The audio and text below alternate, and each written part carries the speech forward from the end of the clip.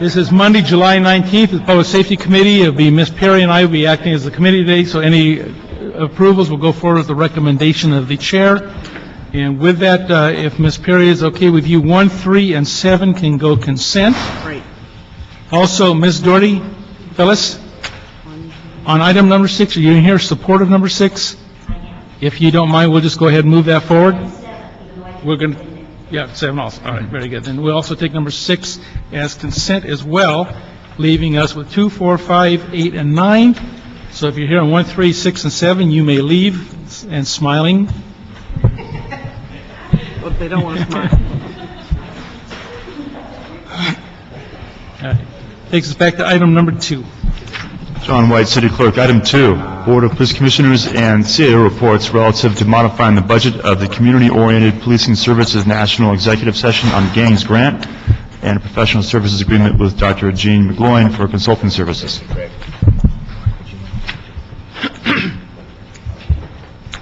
Good morning. How are you? Maggie Goodrich, Commanding Officer, Information Technology Bureau for the LAPD. While I have technology, I also have all the grants for the department under me as well. And most of my staff is out on vacation, so I'm here covering it myself. Just a little background. Basically, this is a grant that we got several years ago to actually cover the cost of some executive sessions on gangs. 3 of those sessions were held. There's a little bit of money left over. And we've been working with the COPS office on the appropriate way to spend that money, since the money that's left over won't cover a whole 4th session. And so they've worked out an agreement that instead of doing a full session, we're actually going to create a manual referred to as a care manual. Lieutenant Malinowski is here to talk a little bit about what that work is going to entail. But the nice thing is that we've actually reduced the amount of money that we'll be spending on consultants, and instead that will go to cover some salary time for LAPD instead, about just under $25,000, with only about $4,000 going to the consultant. So we were able to bring a little more money in to cover salaries. This straight time? It's overtime. Overtime? Yeah. What, do you run into problems then with people that are topping off their bank? I think because this will cover the salaries, I don't think we'll run into that problem. Okay. Lieutenant? So we actually, on the grant that was from a couple of years ago, I'm Sean Malinowski. I'm the acting CEO at Racer Division and at CompStat as well. And so I was involved early on when I was working for Chief Bratton on the executive sessions.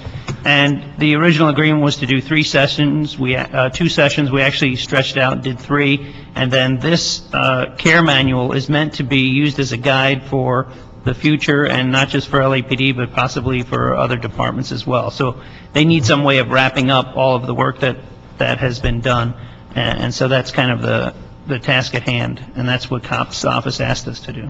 Just when you think you know everything there is to know about the department, you come up with something I've never heard of, CARE. So what does CARE do?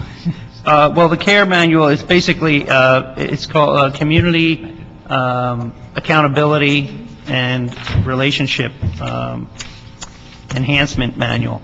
And what we're trying to do is take everything that we learned throughout those sessions, because we had everyone in the room for those, including operations people and scholars, and they were basically brainstorming sessions on what can we do about gangs. And some things have been implemented already, and some things, including GRID, is an ongoing process. And then there's some technology ideas as well that haven't been fleshed out, including a gang blog for officers to share information. And so the consultant has the majority of the information on that, and then we'll use the expertise at Racer because we have ongoing contact with the gang units and with the GRID to put something together that can be used for the future as a guide. So it sounds more like when it's talking about community accountability and relationship enhancement, it's more internal than it is external? Well, I think part of the challenge will be to get out and talk to the communities and probably utilize the GRID expertise that we have to come up with solutions for the future. So this is going to be marrying into our gang activities, officers and program. Yes, the idea would be to take everything we've learned and see how far along we are in implementing and push some things forward with operations and through GRID that maybe we haven't finished. Okay, Ms. Perry? All right, that'll go forward. Is this a note and file, or is it a approval of Board Commission? Okay, thank you. That'll go forward with the recommendation of the chair. Thank you very much. Let's take item number 4. Mr. Smith, item 3, which you've already approved, has a technical amendment to add to the committee's actions. I have a copy of those amendments presented to me by the CAO. Do you wish to approve that item as amended? I want to tell who's got it. Briefly, are they technical in nature? Good morning, Jason Kleen, Office of the CAO. The technical amendment was submitted to allow the department to utilize sworn overtime as well as civilian overtime. The original recommendations only allocated funds for civilian overtime, so the department will utilize some sworn overtime in their firearms analysis unit. Okay, fine.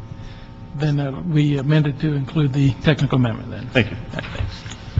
Item 4, Board of Police Commissioners reports relative to Police Department DNA evidence kit status reports for March, April, and May 2010. Good morning, David Dillon, Chief of Detectives, Los Angeles Police Department. You have before us the regular monthly reports. Do you have questions? Yes, one is, I haven't looked at it, but my staff tells me they have a very hard time finding where this is online. It's supposed to be online.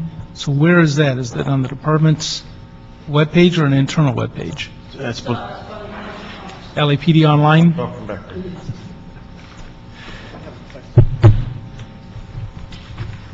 Hello, sir. Felicia Hall, Lieutenant, Robbery Homicide Division, Special Assault Section. The monthly report is published on LAPD online.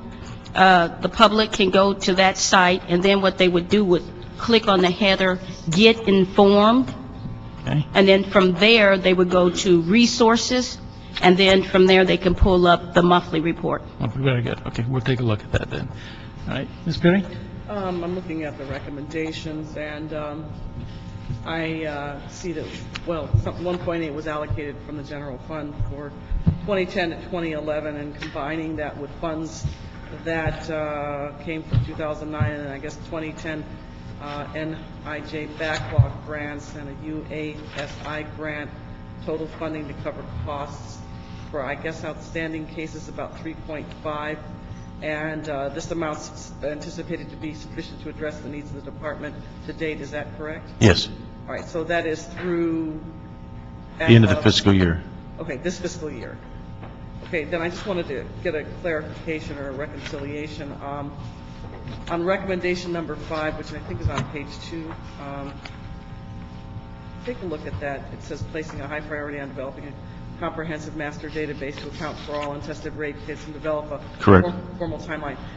That's outside of the 3.5. The 3.5 is for testing and for outsourcing of kits so we can actually get them analyzed. So that's 5, clean up the backlog. right, That's it. right. And 5 is talking about updating the database and creating a tracking system that would improve the management and handling this, but there's no funding source for that yet. Okay, and then what's your strategy, or how do you intend to go about looking for a funding source? Well, we will look for grant funding on that once we get a firm number and information about what exactly it will be and what we believe it will do. We'll make a pitch for that, but we don't anticipate doing that until later this year, beginning of next fiscal year. Okay. Bill? Okay, one other question, as I'm looking down the numbers, you say there were DNA profiles 2162 uploaded to CODIS 895. Were a portion of those, and it's not noted on here, a portion of those uploaded to the state system where you don't have enough loci for the CODIS, but you do have enough for the state system, DOJ? The number that you're looking at is number of profiles found. That doesn't, pardon me? Because you didn't identify yourself. Oh, I'm sorry. Beth Sanchez Owens. I'm the commanding officer, LAPD, Scientific Investigation Division. The number that you're looking at doesn't necessarily correspond to the number of profiles that are uploaded, because we could get a profile, but it could turn out to be the profile of a victim. In that case, we wouldn't send that up. But all the profiles that are legally uploadable are uploaded to the state database, and if they qualify to go to the federal, they go from that point Okay, what I'm looking at is what is the number that's, because there's a different level. The state system requires 7 loci and the federal's 13. I These think. are all the ones that go to the state, and that would also include ones that meet the federal standards, and then they would send it on to the feds if it meets the federal If the standard. 2162 included victim, you cull them out, you don't Correct. send them up. That's right. So there's a number between the 895 CODIS. 895 represents everything sent to the state, which would include everything that ends up going to CODIS. Okay, so that's included in. Right. All right, very good. All right, I have no other questions, other than I will talk to you about that one case. Yes, sir, we'll find you some DNA stuff on that. Thank you very much. That moves forward with the recommendation of the chair. Thank you so much. Item number 5. Item 5, Police Department to present verbal report relative to the status of the installation of in-car video in patrol vehicles.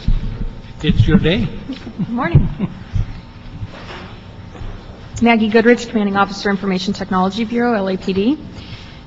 Well, the good news is we took our second area live last Wednesday. 77th went live. It's going very well. We haven't had any issues yet. Hopefully we won't see any. Southeast went well, so we expect the same of 77th. We spent quite some time training there, and left some staff on site there for the first 4 days or so to catch up any officers who hadn't been through training, and it seems to be going well. So the plan is by end of August, like to get Southwest, which will include South Traffic as well, and Harbor up and running and be done with South Bureau by the end of the summer. Excellent. So we're back on schedule, Yes, the Yes. secondary schedule. yes. And then after this, we still haven't funded future years and future bureaus, right? Correct. Okay, so that, we didn't UB it or anything, it was just unfunded from this point. Correct. There was a discussion some time ago with the CAO about looking into a financing option for the next phase, or maybe the rest of the department, so we could begin those discussions again, maybe with the CAO and CLA. Yeah, I think it'd be wise for us to at least look at, because we can't just do it one bureau and stop and say we've fulfilled our requirement. But in these tough times, we can't be out buying everything we want. So the question now is what's next? And I would like to have some report to the Budget and Finance Committee by the mid-year FSR on this issue, so we can take a look if there's reprogramming going on, if there's available resources, not likely, but just in case, or then what do we do? So if you could work on that CAO, and Maggie, if you could work with them, I'm trying to get a report to the Budget and Finance Committee for the mid-year FSR, all right? Ms. Berry? I'm fine. All right, thank you very much. This is an informational only. Good job, Thank you. and Maggie, I'm very pleased with what we see, Thank what you. you've done there, very Appreciate much. it. Thank you. Item 8, CAO and Department of Animal Services reports relative to the reprogramming of feral cat sterilization fees.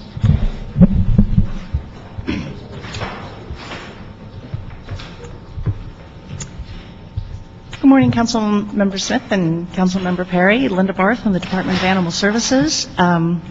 I'm here today to give you a little bit of an oral update on what's happening with the spay-neuter funds that are part of the general fund allotment that our department receives in order to help subsidize spay-neuter surgeries and make spay-neuter surgery something that's reachable for our citizens, especially our low-income citizens, since we have mandatory spay-neuter.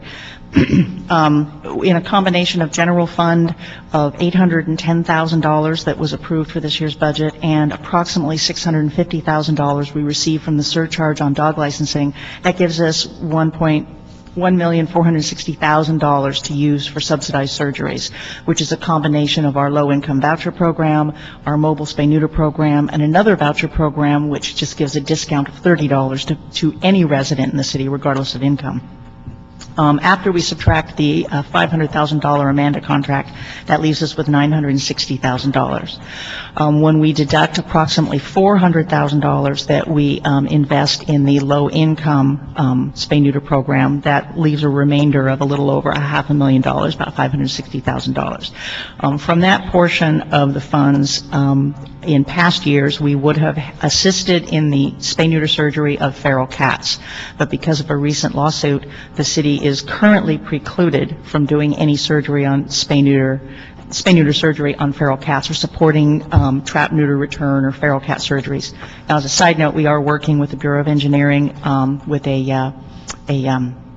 as-needed consulting expert to try to determine what the four walls of a study will be on CEQA so that we can proceed with a program. But in the meantime, we cannot subsidize surgeries. So there's at least $250,000 and maybe more of that 560, which we would not be spending on programs that we had in past years. And it was that sum of money that came up in the budget deliberations to discuss with the council, first with Budget and Finance and then with full council, the possibility of using some of those funds to help offset some of our regular operating budget that's specifically related to spay-neuter. So, for example, paying for veterinarians and veterinary technician salaries or a portion thereof, because they do spay-neuter surgery on adopted animals.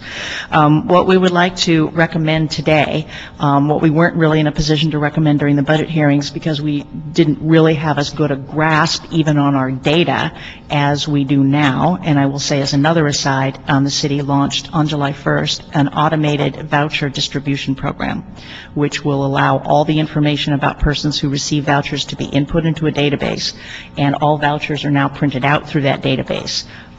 We are going to expand that program over the next few months so that all spay-neuter surgeries, whether adopted animals or whether our public programs, are all issued through this database. And eventually all vet billing is done through this database.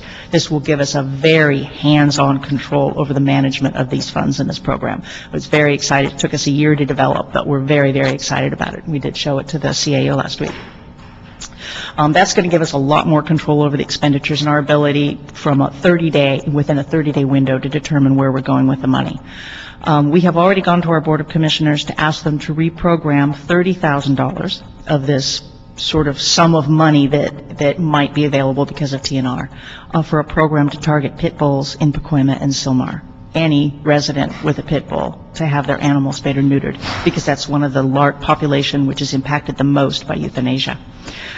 We have a couple more programs like that in the queue.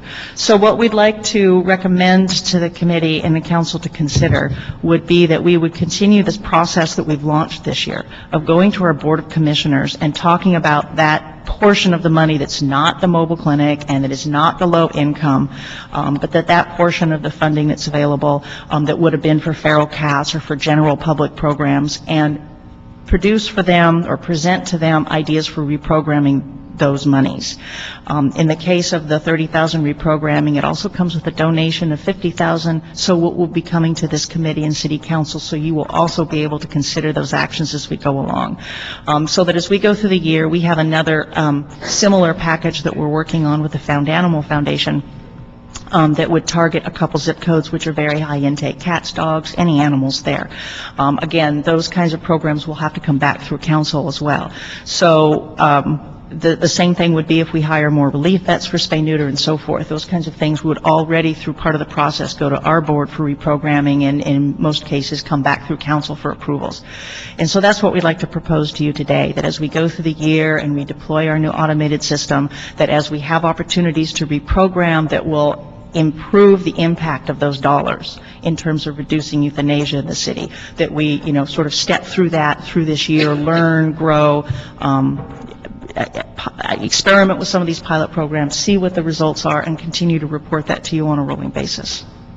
Okay, on the pit bull, why Pacoima, Sylmar, and not South Central and areas of Wilmington where you just had a big problem? Have you put enough resources down in to resolve that blow up that happened in Wilmington?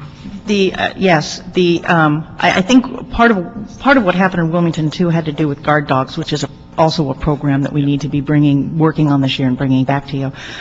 We did an analysis of zip codes. The South Central, Wilmington, Watts area have been heavily targeted over the years, and actually the highest intake zip codes in the city right now are Pacoima and Sylmar. Oh. The reason that we went to those two zip codes with this particular program is because we are in active negotiation with the Found Animals, and the zip codes that they are going to be approaching are in the South LA area. And even though they're not the number 1 or the number 2 zip code for intake, they're in the top 10 zip codes. So because we're sort of actively working out with them a more expanded program, actually they're looking at putting over $100,000 on the table, matching with $70,000 of our money is kind of where we're negotiating right now. now, haven't finalized.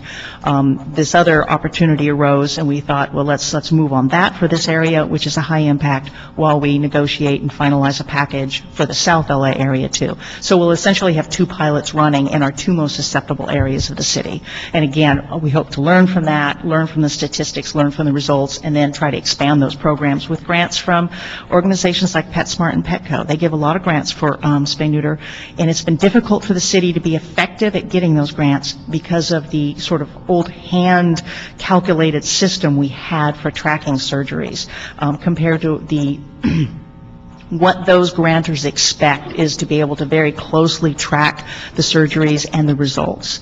And our system didn't allow that in a way that made us the best candidate to receive some of those grants. But now with our new automated system and with some of these pilots, I think we will be well positioned this year and next to start adding to our spay-neuter funds through those kinds of grant programs, because we'll have a proven mechanism of how we structure some of these special programs, targeting it certain kinds of breeds and certain zip codes with high impact, certain areas with more economic distress than others, and so forth. So I think we're moving into an era in which we're going to be more effective at getting and spending our money and making a difference. Okay. So I guess I should tell my wife not to use the Silmar train Metrolink anymore. I'm sorry? I guess I should tell my wife not to use the Metrolink station at Silmar anymore. Well, Go to Northridge. Ms. Perry? All right, thank you very much. So that will be moved forward with the recommendation of the chair. And we have, I'm sorry, Dr. Williams. guess I'm not going That hasn't been moved. Dr. Williams?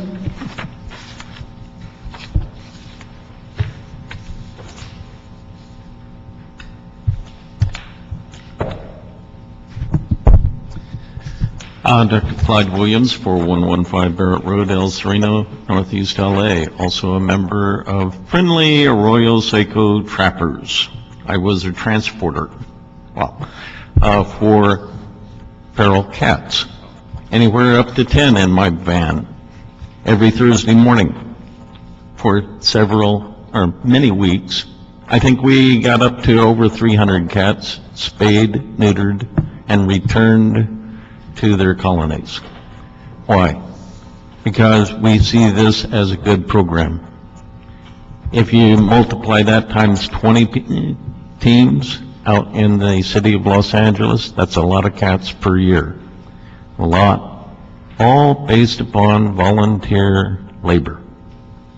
Transportation, keeping them overnight the night before, keeping them overnight the night after. All of this for one reason, to try to do something to reduce the feral cat population. Dogs, put them aside. I raised personally 80 dogs as a kid. So I know a little bit about how to handle large numbers of dogs. I also know how we used to deal with cats in the wild. They didn't get spayed, they didn't get trapped, they just got gone. So here's a volunteer program. CEQA? Yes. I'm also Conservation Committee of the LA Audubon, and we successfully got the Bureau of Board of Public Works to put through a protection of bird nests. Well, TNR is protection of bird nests. I don't know why it's taken so long just to get a comment that, oh yeah, we're working with the BOE on getting an EIR. Well, actually, it'd probably be a mitigated negative deck, might even be an exempt. I don't know. But we don't know what's going on. It shouldn't take 3 or 4 or 5 or a year to get a mitigated negative deck. And if you need volunteers to do that, I did 300 environmental impact reports. Thank you. Thank you. Okay, as stated before, that we move forward with the recommendation of the chair. Takes us to item number 9. Item 9, motion Rosendahl-Koretz relative to raising the number of dogs and or cats that a city resident may own from 3 to 5. Thank you. Good morning again, Linda Barth with Department of Animal Services. I would like to start by saying that although this matter, I know the motion was made maybe a month or two ago, we have not really had a chance in the Department of Animal Services to thoroughly dissect the issues. There are, I think, pros in regards to potential revenues, but there are also some serious issues that have been raised about neighborhood nuisance and control of animals. We also have potential of some legal issues related to that same trap, neuter, return lawsuit. We have not had an opportunity to do a thorough report and go to our Board of Commissioners on this matter. And so I do have a few statistics that I put together here just to let the committee know that the three dogs, 3 cats limits in the city is very comparable to the limitations throughout the state of California, and particularly in the larger urban Southern California area, Orange County, Long Beach, so forth. There are small variations. Maybe you can have 2 dogs and 5 cats, but very, very, very limited range. And the city of LA falls squarely in that range. And there has not been a lot of movement in other jurisdictions over the last couple of years either. The limitations on pets have been pretty steady, and probably because of the dense urban environment that we live in. We in the city of Los Angeles, in order to have more than 3 dogs or 3 cats, you have to have a kennel permit, and that requires you to be in a light industrial zone, M1 or M2. So the limitation is pretty strict here. There are some jurisdictions that do allow permits for, say, up to 5 cats or 6 cats. There's a little flexibility there. But again, we haven't had an opportunity to study either from the legal ramifications at this point as we work through this TNR issue, or with the nuisance issues that may be brought up in regards to dogs. So we'd like to ask you today if you would be willing to hold this item and ask Animal Services to go to our board, have some public hearing, discuss this a little more thoroughly, and be able to bring back a more specific policy recommendation from our board, if we could have some time to do that. Okay. Let's have 2 cards, Phyllis Doherty and Dr. Williams. Come forward, please.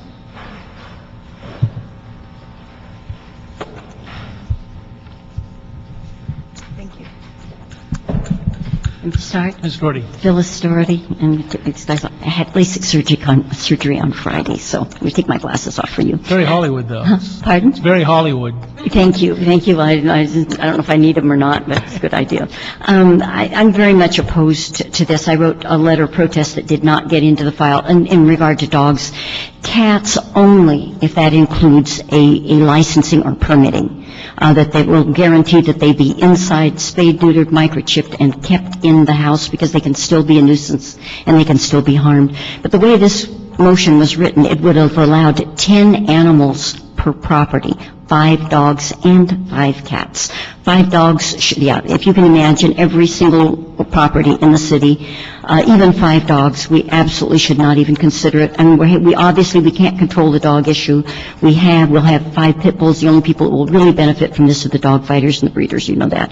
It'll be unsafe for everyone. It isn't safe to have 5 dogs, period, except the few people that have them are already doing a good job with them, and Linda really doesn't care. So that's the important thing. The property values will be destroyed throughout the city, the sanitation, the noise.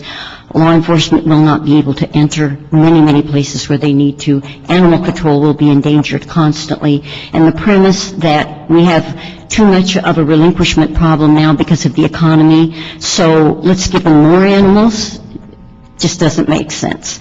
So I will oppose this, and I will oppose this in the media. I talked with Councilman Rosendahl about this before, and I was at a meeting where Councilman Koretz was present, and a deaf lady's dog had been attacked in the shopping center by 2 pit bulls, and his only response to her was, well, we're seeing a lot more of that now. No one ever contacted her from the office. I've handled the entire thing with her. So obviously, the council doesn't want to do anything, or council representatives in some cases don't want to do anything politically incorrect, so I don't think we should put everybody in that position. Yeah. My understanding, Mr. Rosendahl is going to mirror your recommendation. But I haven't seen that letter yet. So. Yeah, much too dangerous. Yeah. Dr. Williams? Dr. Clyde Williams, El Sereno. I raised a lot of dogs, I've raised some cats, and I have an active patrol system around the perimeter of my property for cats, and they avoid me, I avoid them. Why? Why do we need 5 cats or 5 dogs? I raised a lot of dogs. Handling 2 dogs at a time was bad enough. And the way that I see dogs being kept in Alsatians being in maybe a 4-by-4 cage.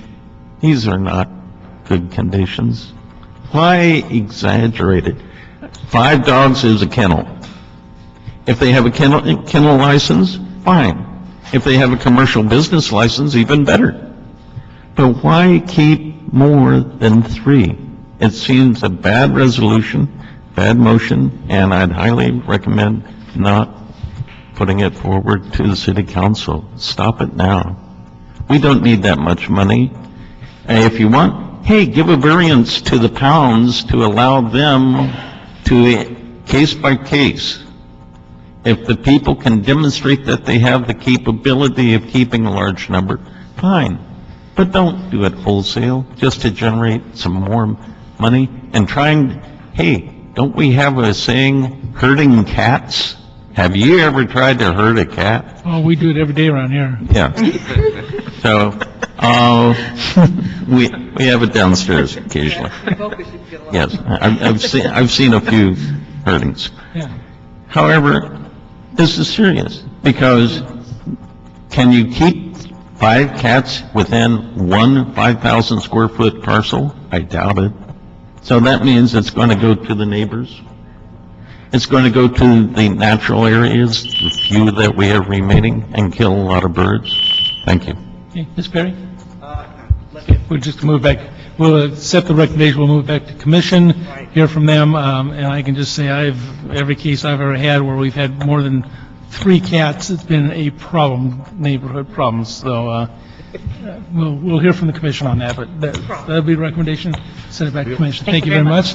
That concludes today's agenda. There's 2 public comment cards, Dr. Williams and Phyllis Doherty.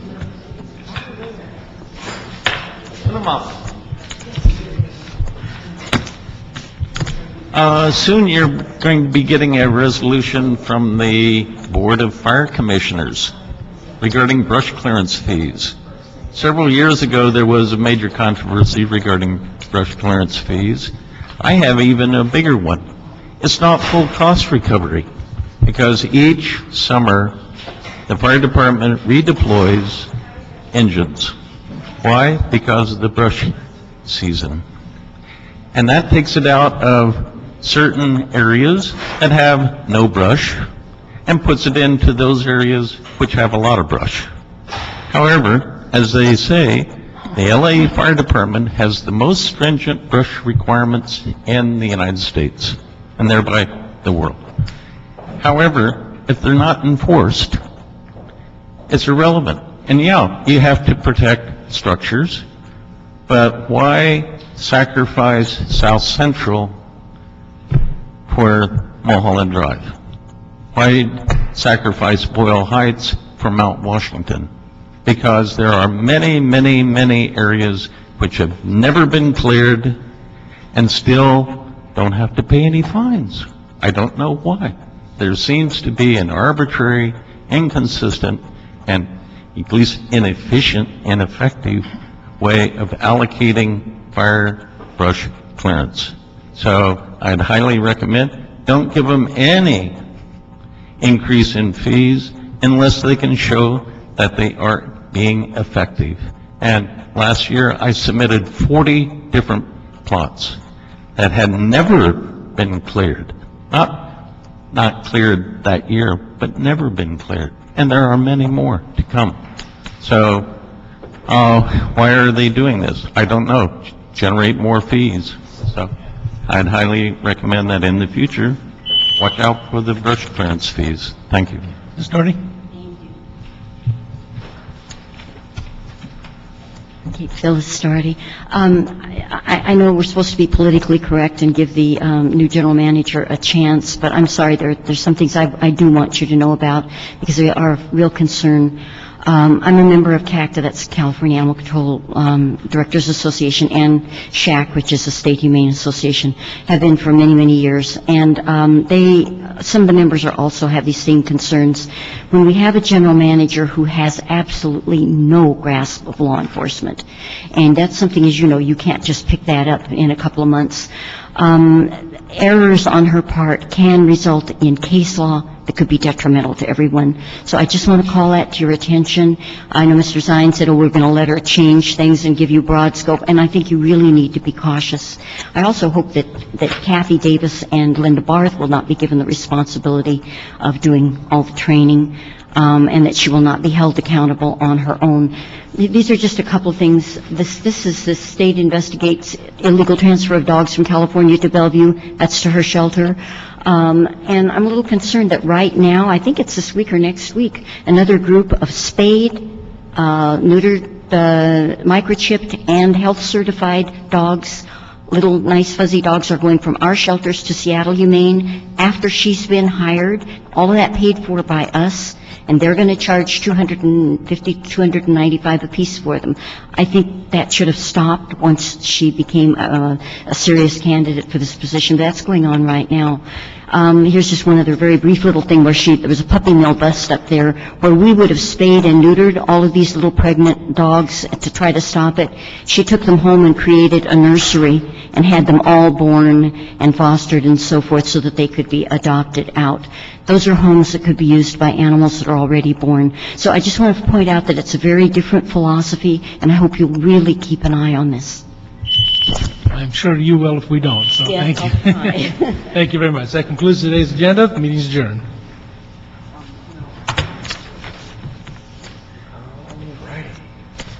So you think maybe just like look for any consent items?